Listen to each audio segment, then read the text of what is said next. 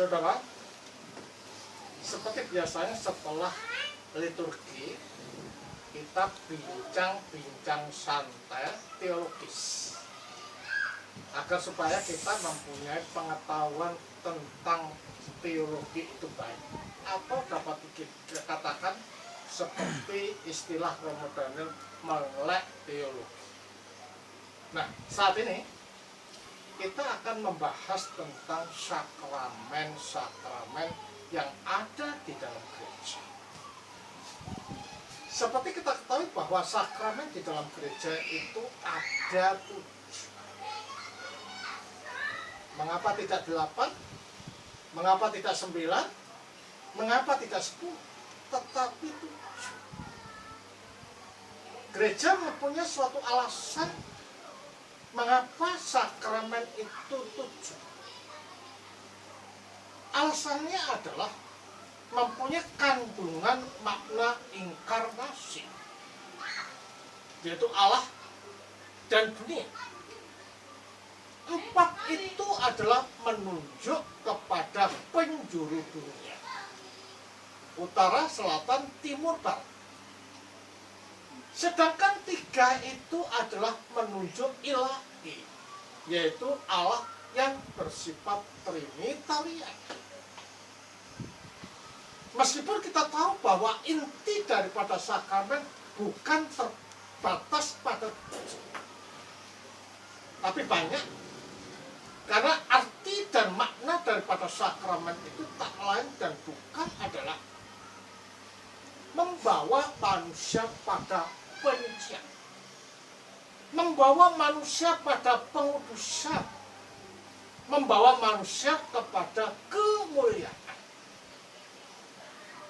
Tetapi inti daripada sakramen itu tak lain dan tak bukan adalah siapa? Yesus Kristus itu sendiri. Nah, sekarang apa 7 sakramen itu? Kira-kira apa, Mas Wahyu? 7 sakramen itu apa saja? Baptisan, Ekaristi, terus pernikahan, kemudian tabisan, pengakuan dosa, pengurapan orang sakit, peminyakan.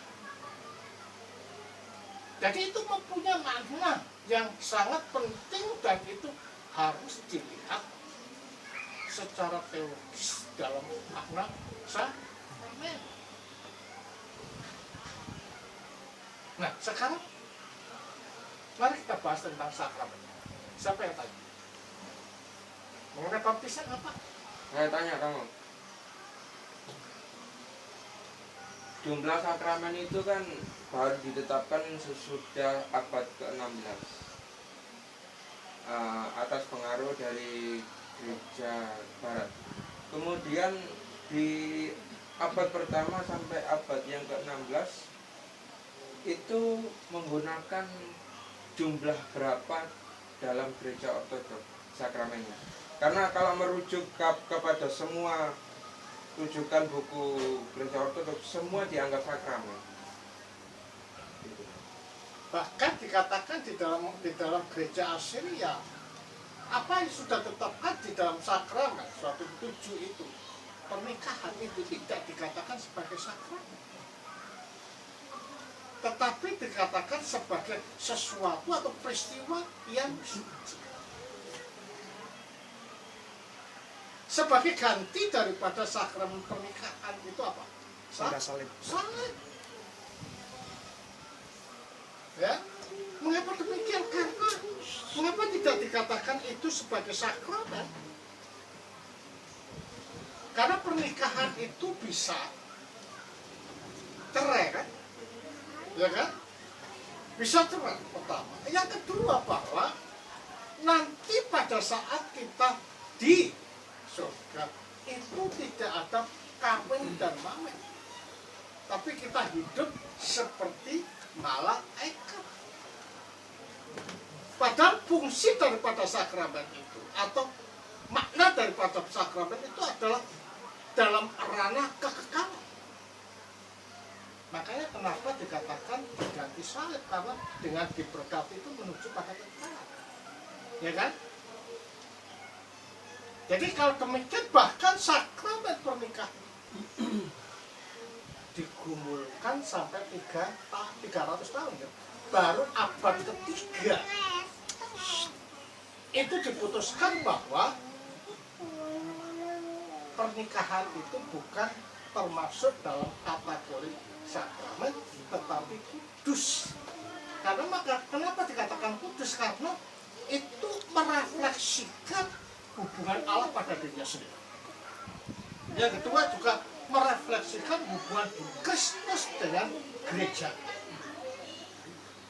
Nah, atas dasar inilah mengapa di dalam gereja ortodoks itu tidak bisa memaksakan kalau di dalam rumah tangga itu terjadi geseran, pertikaian, dan lain sebagainya untuk dipertahankan.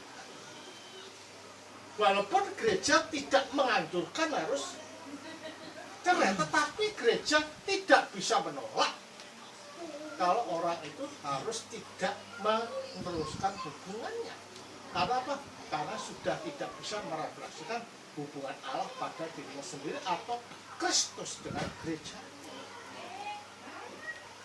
Jadi kalau lihat, kami lihat dari makna sakramen yang ada di Assyria ini atau di gereja abad ketiga sudah diputuskan.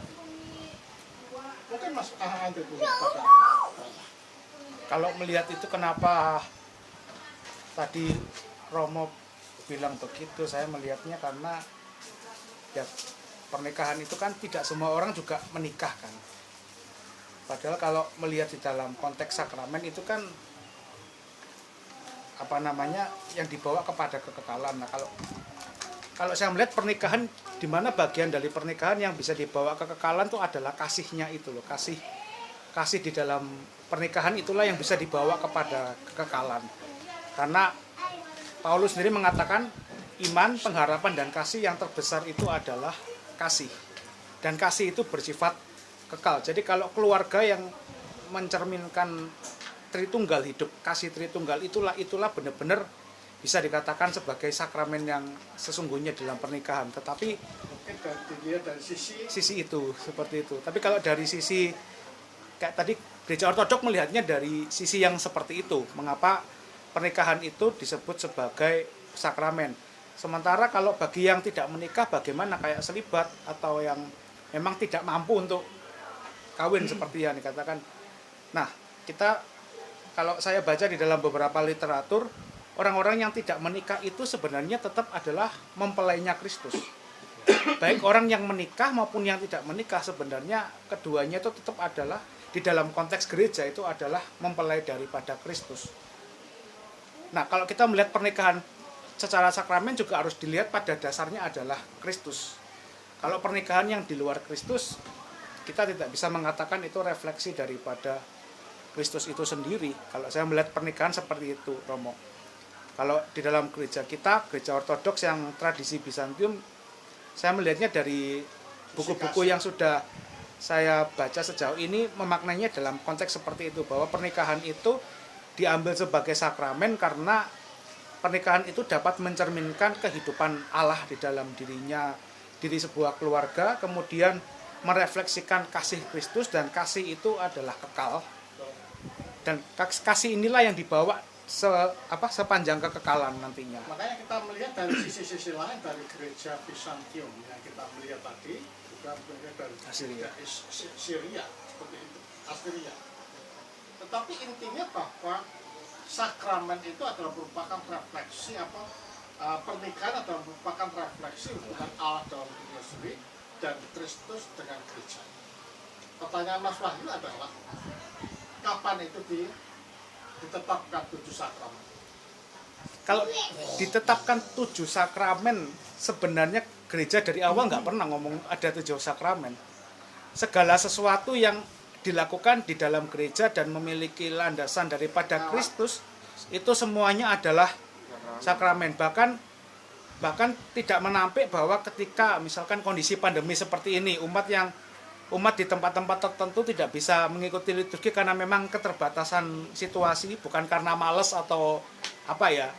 Itu mereka ketika mereka melakukan sembahyang harian di rumah, kemudian mereka makan antidoron dan sebagainya, itu kita tidak tahu bagaimana kuasa rahmat itu bekerja melalui cara-cara yang kita sendiri juga nggak bisa mengerti. Bisa mengatakan bahwa sakramen hanya dibatasi pada 7 itu tidak. Ya kan?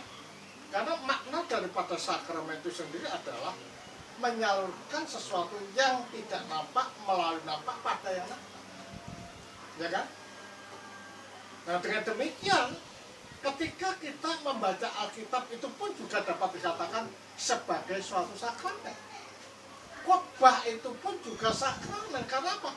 Karena membawa kepada keberkatan atau kesucian atau perubahan orang-orang yang mendengar dan orang-orang yang melakukan apa yang dibaca, apa yang berkat dari gereja. Jadi kalau ada orang ortodok ngomong liturgi itu yang penting perjamuan kudusnya, nggak usah khotbah, nggak apa-apa, itu ya unik juga. Itu unik. Nah, itu kan akan menjadikan para imam tidak usah khotbah, nggak ada persiapan, ya kan? Itu sangat unik. Padahal menurut Kuniaris itu adalah sebagai landasan seseorang untuk mengambil perjamuan. Jadi kalau demikian khotbah itu pun juga perlu untuk menjadikan orang atau umat yang mendengar itu melek teologis, seperti ungkapan-ungkapan yang sering dengan pengumuman oleh ketua umum kita, yaitu Robert Hasan. Kalau saya baca tadi yang pertanyaannya Wahyu itu, sebenarnya sakramen ditetapkan 7 itu dari gereja barat itu sebagian kebenaran, sebagian fakta.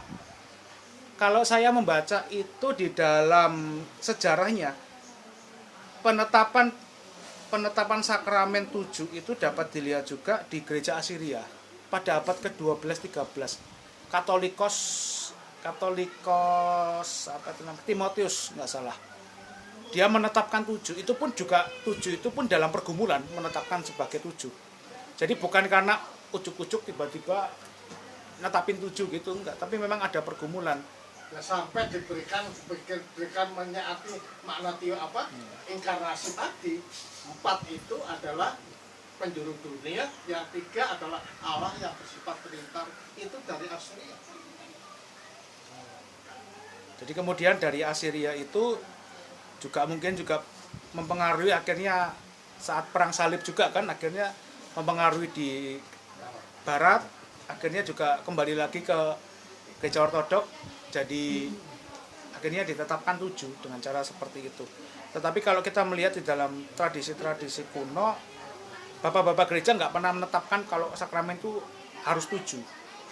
7 itu untuk mempermudah, karena 7 itu adalah selain tadi makna teologinya, 7 itu yang paling mudah untuk dilihat dan diingat oleh umat di dalam ibadah. Misalkan ya tadi kayak pernikahan, tahbisan, baptisan, apalagi baptisan, krisma, perjamuan kudus itu kan satu paket. Nah itu jadi kita mengertinya seperti itu. Nyambung lagi dong. Apa itu kalau kita mendengar istilah sakramen, dalam setiap gereja mempunyai arti sendiri-sendiri. Dalam gereja Latin menggunakan istilah sacramentum yang artinya disucikan atau menyucikan. Kemudian di gereja Bizantium menggunakan kata mysterion, artinya tersembunyi. Dalam gereja Asiria menggunakan kata gaza. Nah, ini kan masing-masing mempunyai makna arti tersendiri dan berbeda. Saya pikir kalau kita melihat mengenai ada kata mysterion, artinya misteri. Karena kita pada waktu disampaikan pada seseorang, tidak ada seorang pun yang tahu, dan itu adalah merupakan karya daripada Roh. Tahu-tahu orang yang menerima sakramen itu ada perubahan sikap, ada perubahan perilaku, ada perubahan mental, ada perubahan batin dan sebagainya. dan menyucikan. Sehingga kalau demikian, ketiga apa yang dimengerti barat timur itu sebenarnya mempunyai kandungan yang sama, hanya dimaknai yang berbeda. Artinya tujuannya adalah untuk penyucian dan pembaruan manusia itu sendiri. Tidak ada aneh, intinya sama. Cuma Nah, penggunaan istilah. kecuali kalau orang mengatakan sakramen itu hanya lambang, itu yang beda lagi. Suatu misal di dalam baptisan ada orang mengatakan bahwa itu lambang dia mati dan bangkit bersama-sama dengan Kristus. Kalau itu dikatakan suatu lambang, maka keselamatan tidak pernah terjadi di dalam kehidupan manusia. Karena apa? Karena arti keselamatan itu adalah disatukannya kita dengan kematian dan kebangkitan Kristus yang terjadi 2000 tahun di dalam kita. Ya kan? Sama dengan dikatakan baptisan lambang perjamuan Kristus. Loh, untuk apa kita itu percaya dengan Kristus? Untuk apa kita dibaptis? Untuk apa kita mengambil pertolongan kudus kalau itu hanya sekedar lambang? Dan kita tidak akan keselamatan. Dan yang dampak yang kedua adalah tidak mempunyai dampak kepada penyucian orang itu atau orang yang mengambil bagian di dalam sakramen. Makanya dikatakan oleh Athanasius dan Ignatius pernah mengatakan bahwa gereja tanpa sakramen bukan gereja. Kenapa? Karena gereja tanpa kesakramen berarti gereja ini tidak sebagai suatu wadah bagi pembaruan dan keselamatan manusia. Ya kan? Makanya lambang yang sering dicetuskan oleh banyak, ya lambang. Ini ngerti Kristen atau tidak sih? Padahal di dalam Alkitab tidak pernah dikatakan bahwa engkau kubaptis sebagai lambang, mati sebagai lambang, bangkit bersama-sama dengan itu, seperti yang diungkapkan di dalam Roma 6. Tidak. Pada waktu seorang dibaptis itu mati dan dibangkit bersama-sama dengan Kristus. Maka dikatakan kubur dan kandungan. Oke?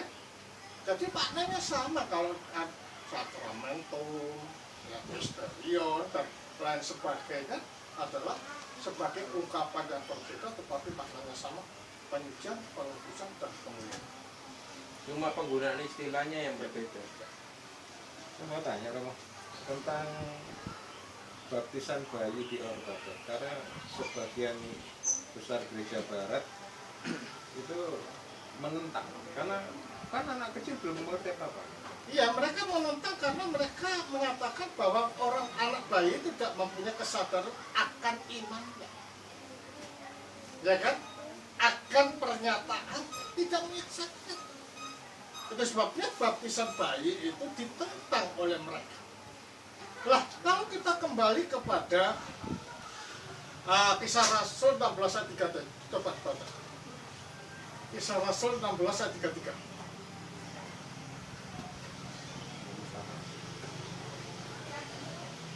Ini Rum.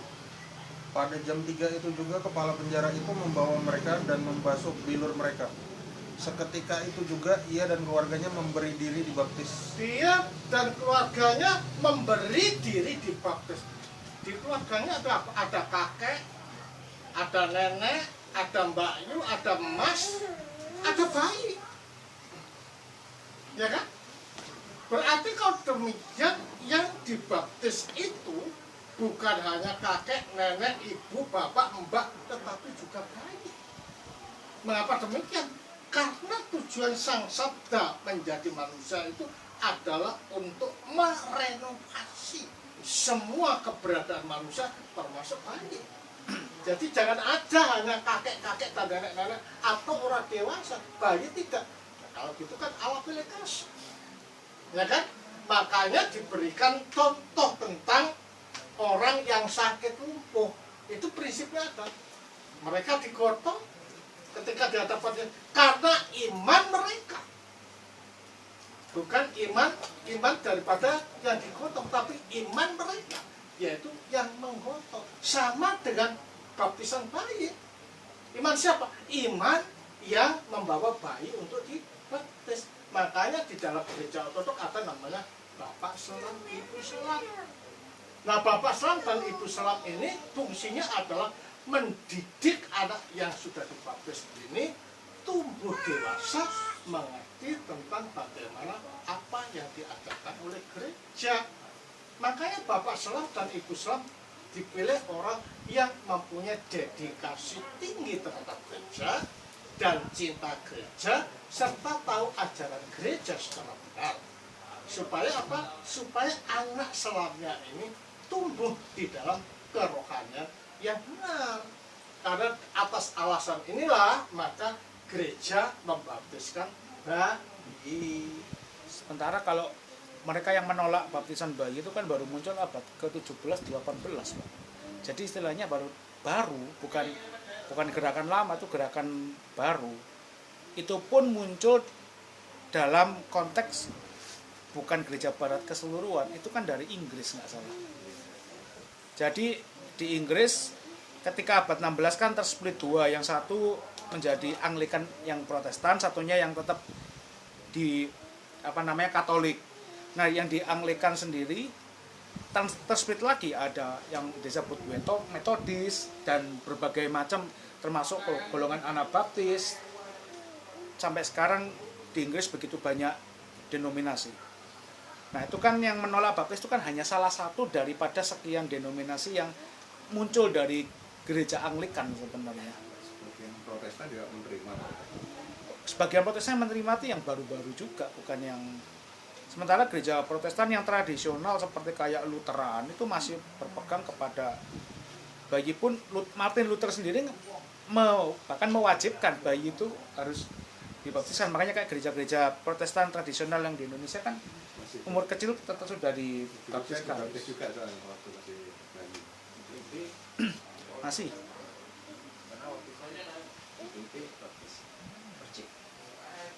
Berarti ada landasan Alkitabnya ya. Kalau siji merupakan suatu Krisma yang mengalami distorsi. Berarti mana ada landasan yang Isa Rasul tadi itu Romo ya, landasan Alkitabnya ya, bukan? Nah, kalau sampai ngomong perwiranya itu nggak punya anak gitu, kita mengatakan seorang perwira itu punya budak. Budak itu pun dianggap sebagai barang miliknya si tuan ini. Kayak Abraham itu dia ketika dia menyunatkan dirinya, budak-budaknya, anak-anak budaknya pun disunat karena ya, istilahnya kan itu harta miliknya dia. Bosnya disunat. Yang ada di dalam perjanjian lama itu sebenarnya merupakan hal yang sama dari baptisan itu. Sebetulnya makna baptisan sendiri itu apa untuk keselamatan itu? Sebenarnya Apa semacam- keselamatan itu kan orang untuk bisa selamat kan harus murni. Makanya pada waktu baptisan itu kan mati bersama-sama dengan mati apa? Mati keberdosaan. Mati dosa atau kesalahan. Lah, matinya kita dari keberdosaan ini kan menjadikan kita bisa menyatu dengan sang Khalik, yaitu Allah melalui Yesus. Kan tidak mungkin seseorang itu bisa menyatukan diri dengan Allah jika dalam kondisi yang berdosa, kan tidak mungkin. Terang itu kumpul dengan terang, gelap kumpul dengan gelap. Makanya di dalam baptisan itu sendiri adalah mati dan bangkit bersama-sama. Mati dulu, baru memperoleh hidup kekal yang dinyatakan di dalam bangkitnya atau munculnya dari air. Jadi baptisan itu kalau kita melihat dalam konteks apofatika gereja ortodoks, kita melihat baptisan itu sama sebagai kita melihat perjamuan kudus. Perjamuan kudus dalam konteks inkarnasi dan teosis. Kita kan melihat bahwa anak Allah menjadi anak manusia supaya anak-anak manusia menjadi anak-anak Allah. Nah, sama ketika di dalam konteks inkarnasi itu roti dan anggur itu diilahikan sehingga roti itu dan darah roti dan anggur bisa disebut tubuh dan darah. Sementara air itu yang fungsinya adalah membersihkan membersihkan kotoran kan. Kalau kita lihat dalam kehidupan sehari-hari, air itu membersihkan kotoran. Ketika air itu diilahikan, wujud airnya tidak berubah. Tetapi air itu bukan hanya sebagai membersihkan kotoran fisik, tetapi dia memiliki kuasa karena Roh Kudus yang bekerja di dalamnya. Melalui air itu bukan hanya membersihkan kotoran-kotoran fisik, tetapi juga kotoran-kotoran jiwa. Makanya itu kita bisa melihat baptisan dalam nilai kualitas teosis seperti ini. Nah, sebagai awal daripada pemuliaan manusia di masa yang akan datang. Maximus mengatakan bahwa baptisan adalah merupakan suatu langkah awal untuk menuju teosis. Cendela. Ya, makanya baptisan perlu sekaligus sebagai suatu bukti bahwa orang ini betul-betul mau menyerahkan diri pada Sang Kristus, bahkan percaya dan dibaptis. Ya, ya kan? Nah, di dalam baptisan makanya dikatakan baptislah mereka dalam nama Bapa dan Roh. Ini bukan sekedar itu saja, tetapi diinfus di dalam kehidupan ilahi. Ketika kita dibaptis itu, apakah otomatis kita pada saat itu selamat? Secara prinsip ya, secara prinsip ya. Tetapi keselamatan itu kan perlu direalisasikan. Kita masih hidup di jagat ini, bahkan jatuh bangun. Nah, mengapa dengan demikian ada namanya sakramen pengakuan dosa? Ini dikatakan sebagai baptisan kedua. Seperti halnya kalau orang mandi keluar kan kotor, supaya bersih lagi mandi lagi, yaitu melalui pengakuan dosa. Nah, sehingga kita tidak akan tenggelam lagi dalam bangkit lagi untuk mencapai keselamatan secara penuh pada waktu Kristus datang kedua kali. Itulah teosis.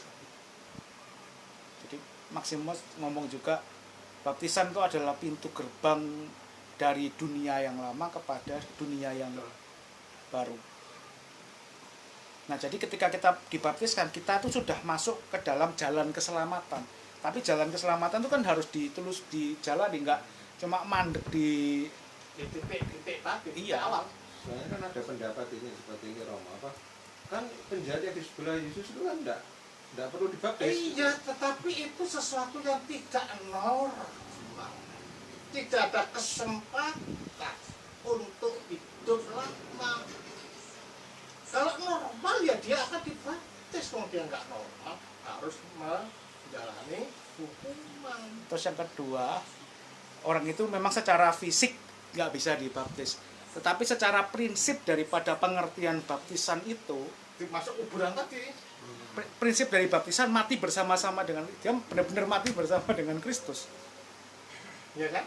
Nah, kalau ini Romo, kan kalau ortodoks kan harus diselam. Bagaimana jika seorang itu tidak tidak bisa, ya karena sesuatu hal tidak bisa dibaptis selam. Keterbatasan fisik. Ada namanya baptisan klinik. Itu namanya baptisan ekonomi ya, dalam keadaan yang memang tidak bisa gereja bisa melakukan, tetapi dianggap sebagai sesuatu yang abnormal. Bisa dilakukan bahkan dengan udara, bisa dengan debu kok. Namanya baptisan klinik ini. Suatu misal di Afrika tidak ada air, ya debu, gelor, itu klinik. Tapi itu hanya untuk kasus per kasus Romo, Kak, diantem ini Tidak harus bisa. begini. Padahal di Indonesia banyak air, cukup dibersihkan. Masalah di sini banyak air kok, mengapa harus pakai baptisan debu kan? Tapi kalau melihat tulisannya Basilius Agung pun, pasir tanah itu kan unsurnya sama dengan air. Air itu kan dipisahkan dari tanah. Berarti kan pada awalnya tanah dan air itu kan satu. Ya kan? Boleh. Tapi Itu namanya klinik. catatannya untuk situasi tertentu.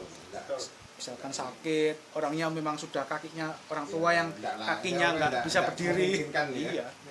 Boleh. Itu namanya baptisan klinik. Terus bukan ini dijadikan landasan untuk baptis tidak relap. Lagi? Nah, lalu bagaimana Romo misalkan ada umat ortodoks di suatu tempat, kemudian dia di situ secara tidak sengaja gitu dia mewartakan iman ortodok kepada orang-orang di sekitarnya dan orang-orang itu ingin menjadi ortodok. Apakah umat ortodok ini bolehkah melayangkan pembaptisan kepada orang-orang? Boleh dilakukan pembaptisan sebagaimana sida-sida dengan apa dengan siapa Diken ya, Diken siapa? Filipus. Filipus, dia langsung dibaptis kok. Tetapi tidak dikrismasi. Ya kan? Hanya dibaptis. Untuk kelanjutan daripada sakramen itu, krismasi perjamuan kudus itu harus diserahkan kepada gereja.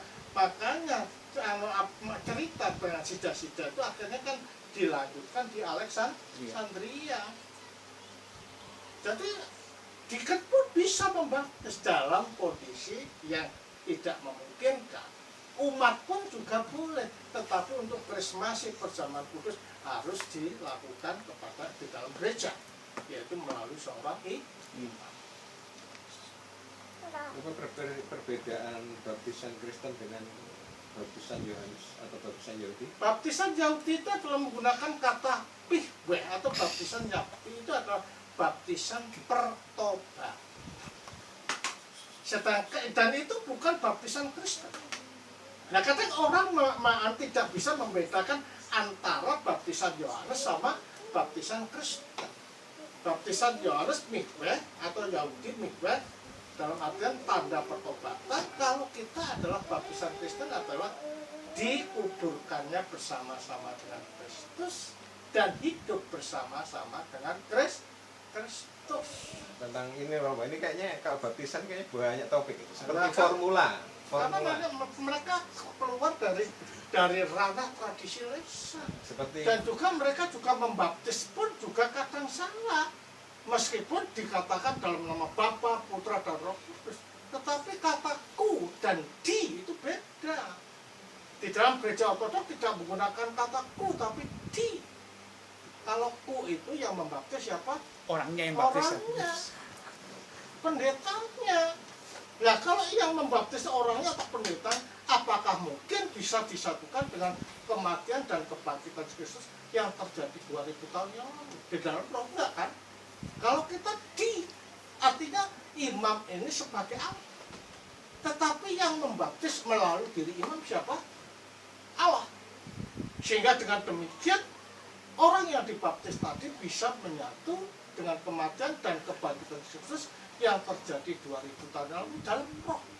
Makanya baptisan itu dikatakan baptisan roh karena yang menyatukan itu adalah roh. Jadi baptisan roh ini tidak ada kaitan dengan salala sama si lele, enggak ada. Ini adalah baptisan itu sendiri. Nah ini ya kadang-kadang karena tidak putus dari apa tradisi lisan. Yang kedua dalam baptisan itu kan mekanismenya ada kan. Enggak, mekanisme sebelum baptisan ada pengakuan dosa. Ya, menghadap ke barat sebagai penyangkalan terhadap roh-roh jahat. Menghadap ke timur sebagai sarana kita menerima Kristus dan lain sebagainya. Terus diselamkan, ada krismasi, ada pancukuran, ada perjamuan. Itu ada mekanisme dan doanya banyak. Jadi tidak asal dicemplang-cemplung ke hamba Allah kok baptis dalam nama Bapa, Putra, dan Roh Kudus. Belum, yaitu Tuhan Yesus Kristus dan lain sebagainya. Lah apa bedanya dengan mandi di sungai? Ya kan? Lah kita tidak seperti itu. Bahkan tempat di mana akan dijadikan baptisan itu didoakan. Itu ada diminyai dengan tanda salib dan lain sebagainya. Tempatnya pun harus suci, dikhususkan ya. Jadi tidak bisa di kolam yang ada air, ada orang kencingnya orang, itu nggak boleh lah. Ya? Betul-betul clean. Yuk. Oke? Kalau mau penjelasan itu Pak, kenapa orang Kristen saat mau dibaptis tuh harus didoakan ini itu, lalu diurapi, lalu di apa itu ada di tulisannya Jana Suci Kyrillos dari Yerusalem itu menjelaskan. Kemudian kalau makna secara teologis bisa melihat tulisannya Nicholas Kabasilas. Itu menjelaskan dengan sangat baik. Makanya kalau buku-buku para bapak gereja sebenarnya tujuannya sangat ampuh kita untuk mengerti. Jadi sekitar kita bisa akhirnya mengarang. Karena sudah diberikan pola bagaimana baptisan itu. Nah, mereka kan nggak tahu kan, hanya di dalam Alkitab saja terus disimpulkan, dibawa ke sungai dibaptis, terus berdoanya sakar begitu, ya kan? Seperti ini Romo, yang di Kisah Rasul ya, yang dibaptis dalam nama Yesus, itu perbedaannya dengan formula baptisan apa Romo? Sebenarnya dalam itu adalah merupakan suatu titik pijak. Titik pijak seseorang dibaptis dalam nama Kristus. Tetapi kita lihat bahwa pada waktu Sang Sabda menjadi manusia dengan nama Kristus itu, apakah Sang Sabda itu terpisah dengan Roh dan Allah? Kan tidak. Makanya di dalam Kolose 1, 19, Kolose 2, ayat 9, kan di dalam kemanusiaan tinggal kepenuhan Allah. Berarti dengan menyatu dengan Kristus sebagai titik pijak, pada saat yang bersamaan disatukan dengan siapa? Roh dan Allah. Pak, itu jawaban juga kenapa kok ada baptisan dengan nama Yesus, karena di masa itu banyak sekali baptisan yang menggunakan nama pendirinya. Misalkan dengan baptisan Yohanes, nah itu kan berarti yang melayankan memang Yohanes Pembaptis. Kemudian ada baptisan yang jenis lain, misalkan dari kaum Gnostik Yahudi ada yang namanya Emerobaptismos. Jadi mereka itu setiap saat, setiap hari dibaptis.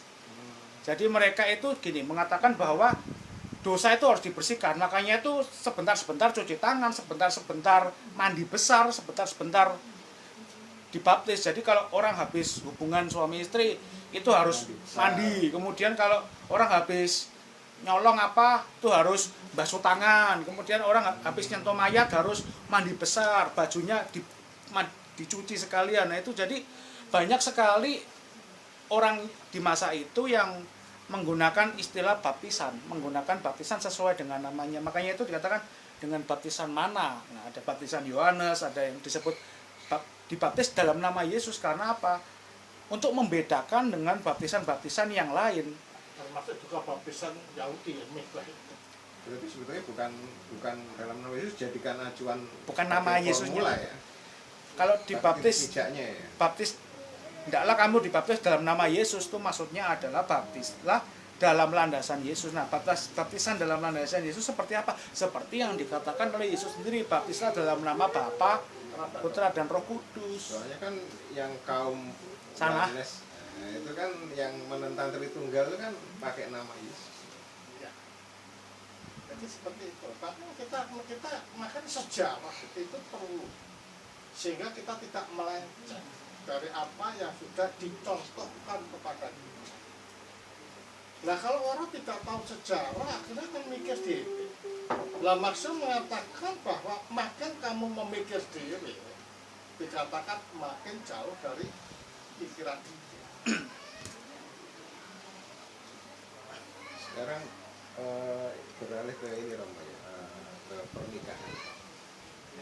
Tadi Romo bilang gereja tidak melarang perceraian, betul Romo ya? Atau meskipun tidak menganjurkan? Tidak menganjurkan. Tidak menganjurkan. Tetapi gereja tidak bisa menolak seandainya seseorang bersikeras ingin bercerai. Kayak Musa itu ya, karena kekerasan hatimulah kamu menceraikan istrimu. Nah terus ini kalau misalnya terjadi perceraian Romo, apakah boleh menikah lagi? Boleh, makanya dalam pernikahan yang kedua itu isinya bukan berbahagialah atau sukacita, pertobatan. Itu ada doa-doanya. Artinya bahwa di dalam pernikahan yang kedua itu jangan sampai seperti pernikahan yang pertama, harus lebih baik, dan itu harus dijadikan sebagai pasangan seumur. Tapi itu pun nggak segampang itu dikabulkan sama presbiternya ya. Masih diselidiki. Harus ini ya. Soalnya kan kalau di Alkitab kan ketika kalau bercerai itu kan selama yang pasangannya itu masih hidup kan nggak boleh bercerai, ya nggak boleh menikah lagi. Itu karena ada kanonnya yang diteruskan di lagu itu. Itu ada kanonnya ya, Romo, ya. Jadi kita Diperbolehkan dengan syarat tertentu. Iya. iya, kita Kalau sudah mungkin bisa ya kita akan lanjutkan nanti. minggu depan ya. Kita Hari lanjutkan lagi. Jumat besok ada. Pada hari Jumat kita ada namanya talk show of theology. Zoom. Silahkan hadiri kamu berbincang-bincang tentang Alkitab, tradisi dan gereja. Di sana kita akan membongkar semua tentang bagaimana seharusnya kita melihat Alkitab. Oke? Tuhan memberkati. Ortodoks Nusantara hidup.